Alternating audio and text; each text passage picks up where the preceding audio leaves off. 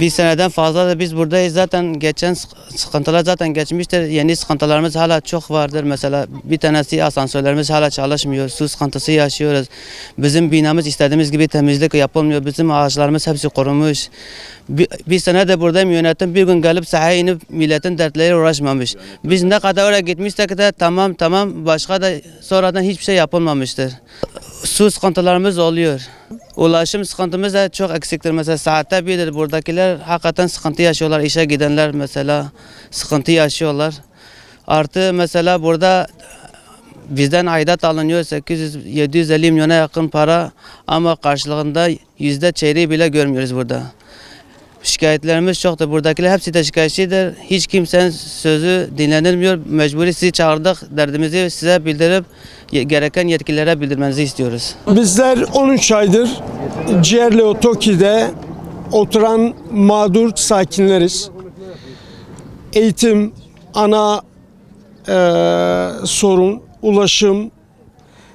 Tabii ulaşım çok şeyi tetikliyor. Çocuklar okula gidemiyor. Çalışanlar saatinde işlerine yetişemiyorlar. Bunu çok kurum ve STK'lar bildirdik ama bu anlamda yalnız kaldık. Burada 256 daire var.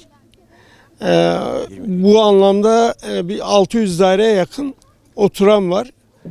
Bunların hemen hemen %80'i dolu. Çocuk sayısı çok fazla.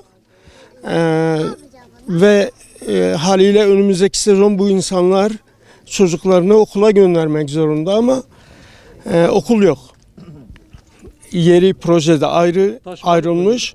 Taşımalı da bir kısmı, çok az bir kısmı taşımalı gidiyor. Geri kalanı çocuklar gidemiyor, aileler servisle gönderemiyor. Çünkü burada oturan insanların çoğu zaten maddi durumu çok iyi olmayan insanlar. Burada normalde eğitim ve sağlık kompleksinin olması gerekiyor. Projede var ama bununla ilgili daha hiçbir girişim yok. Su normalde var deniyor ama haftanın 3-4 saatin günü su yok. Hafta sonları tamamen şebeke su vermiyor. Hafta içi de bazen kesintiler oluyor. Tek isteğimiz aslında birilerinin bizi duyması.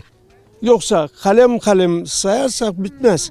Bütün sorunlar büyük, bizler için büyük. Çünkü biz burada yaşıyoruz. Burası Ciğerli Toki'dir.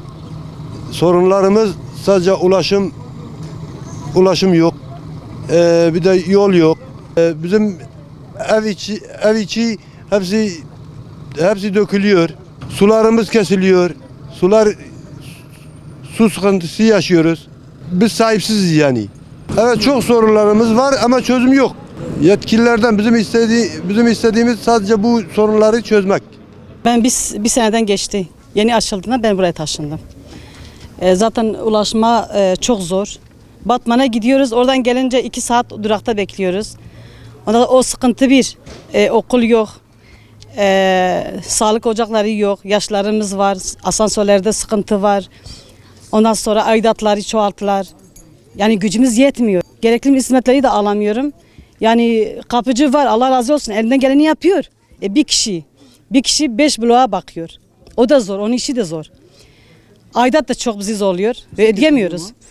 Suyumuz, şimdi biz aşağıda oturduğumuz için bizimki fazla kesilmiyor. Yukarıdakiler çok kesiliyor. Elektrikler çok kesiliyor. Elektrik kesildiği zaman zaten sular da kesiliyor. Ulaşma zor. Sorunuz çok.